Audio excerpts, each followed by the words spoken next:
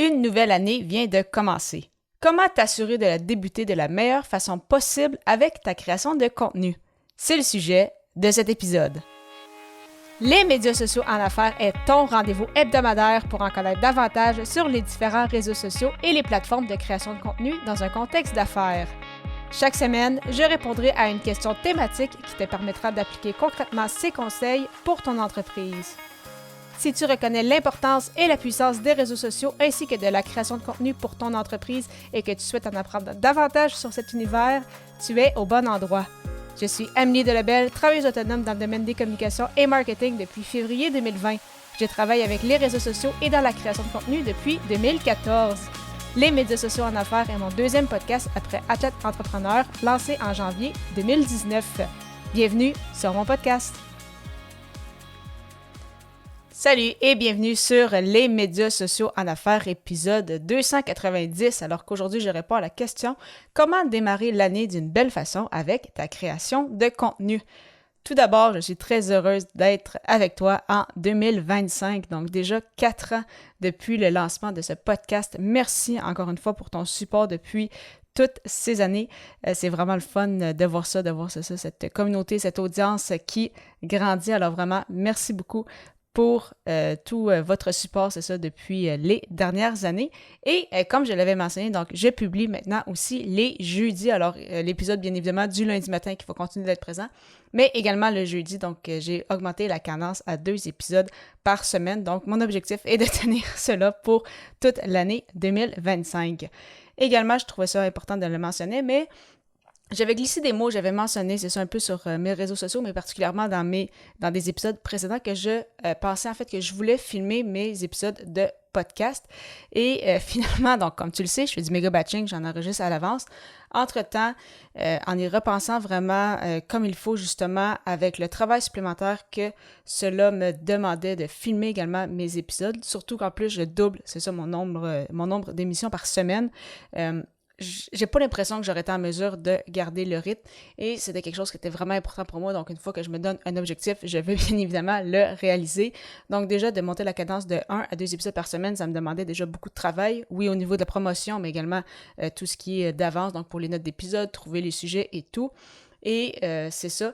Et également, comme tu t'en doutes, quand j'ai commencé le podcast, c'était uniquement audio. Je sais que la vidéo, c'est ça, est très populaire aussi, surtout aujourd'hui. C'est très utile pour tout ce qui est promotion au niveau des réseaux sociaux. Mais c'est ça, malgré tout, j'aime beaucoup le principe de l'audio. Ça me permet justement d'enregistrer des épisodes un peu quand je veux, tôt le matin, après un entraînement, peu importe de quoi j'ai l'air. Je peux enregistrer mes épisodes tant que je sais que l'énergie est là. Et donc, c'est pourquoi finalement, je vais garder que le format audio vraiment pour le podcast. Cependant, bien évidemment, je vais quand même faire des petits clips pour mes réseaux sociaux comme TikTok, Instagram et même le LinkedIn, justement, qui mettent de l'avant la vidéo depuis les derniers mois. Donc, ça, peut-être que ça va être à suivre, peut-être que je vais justement développer un peu plus la vidéo à part, mais vraiment, niveau podcast, je vais le garder au niveau audio, mais bien évidemment, tu vas pouvoir m'écouter quand même sur YouTube si tu le désires, mes épisodes qui sont publiés également sur cette plateforme, sinon bien évidemment sur Ocha, Apple Podcast, Spotify et bien plus encore. Donc, pour en revenir au sujet du jour, oui, c'est important de planifier d'avance sa stratégie parce que cela, ça te permet justement d'avoir un plan sur lequel tu peux te fier. C'est ce que j'en avais parlé d'ailleurs à l'épisode 283 si tu ne l'avais pas encore écouté. Donc, après l'écoute de cette émission-ci, tu peux aller au ameliedelebel.com/E283. Et justement, donc, de mon côté, j'ai justement profité de la pause du temps des fêtes pour prendre un peu de l'avance avec ce méga batching d'épisodes, parce que là, il y en a beaucoup qui s'en viennent. Et également, je voulais mentionner que je partais justement au Japon, donc à Tokyo, pendant quelques semaines, justement, en début d'année. Donc, je pars justement dans quelques jours. Et donc, c'est justement l'avantage du méga batching est d'avoir planifié à l'avance. Et pour t'aider justement à planifier ton contenu, c'est vraiment important de mettre à l'horaire des plages horaires pour en créer. Et le plus important, c'est de mettre des plages horaires au moment en fait où ce que tu sais que tu vas être inspiré. Donc, si tu es une personne du matin, si tu es plus une personne de soir, si tu as plus d'inspiration le midi, vraiment, il n'y a aucun souci, mais important, c'est ça, de prendre rendez-vous avec toi-même dans les moments où tu sais que la créativité va être présente. Et c'est vraiment important de le mettre à ton horaire comme si c'était un rendez-vous médical. Donc, c'est un rendez-vous important que tu dois respecter. Parce que c'est un rendez-vous avec toi-même et si tu veux être sûr justement de démarrer l'année d'une bonne façon, et non seulement de démarrer de la bonne façon, mais qu'elle continue de cette façon-là, tu veux justement respecter tes propres engagements. Quand justement tes objectifs et ton audience cible est bien définie, l'idée c'est ça, c'est beaucoup plus clair aussi pour créer du contenu. Donc ça aussi, je l'ai mentionné souvent dans des épisodes précédents, mais pour bâtir justement ta stratégie, c'est important de savoir à qui tu t'adresses et quels sont tes objectifs. Donc, pas créer du contenu juste pour créer du contenu, mais créer du contenu avec une intention derrière que tu sais justement à qui tu t'adresses et où est-ce que tu veux justement amener ces personnes-là, en fait, dans ton univers. Et c'est important justement de créer ça quand tu parles à quelqu'un, tu imagines justement la personne avec qui tu t'adresses parce que justement, ça va être ton client potentiel, en fait. Et justement, ça te permet justement de te poser aussi des bonnes questions en disant, est-ce que tu penses que cette personne-là, lorsque tu crées ton épisode de podcast, tes publications sur les réseaux sociaux ou autre, est-ce que c'est quelque chose qui va lui être utile? Est-ce qu'il y a quelque chose qu'elle peut en retirer? Est-ce que ça va lui apporter de la valeur? Est-ce que ça va répondre à un besoin pour elle? Donc, vraiment, quand tu commences à te poser ces questions-là, ça va te permettre justement de voir si les publications ou les idées que tu as pour ta création de contenu vont vraiment permettre d'aider et de faire avancer en fait ton persona. J'en parle souvent, je t'en ai parlé justement un peu plus tôt dans l'épisode, mais pour démarrer l'année d'une belle façon avec ta création de contenu, essayez de commencer à faire du méga batching, donc de la production en lot.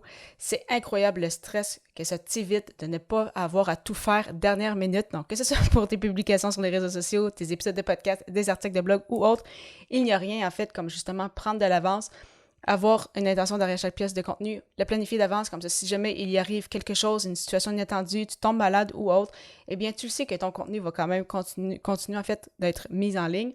Alors que si tu es du genre dernière minute, attendre que la créativité arrive, eh bien, justement, il suffit moindrement qu'il y ait un petit quelque chose qui vienne chambouler ton horaire, et là, tu le sais justement que ça va être très difficile après ça de rembarquer, surtout si tu débutes dans la création de contenu, que tu n'as pas nécessairement encore de structure vraiment bien établie.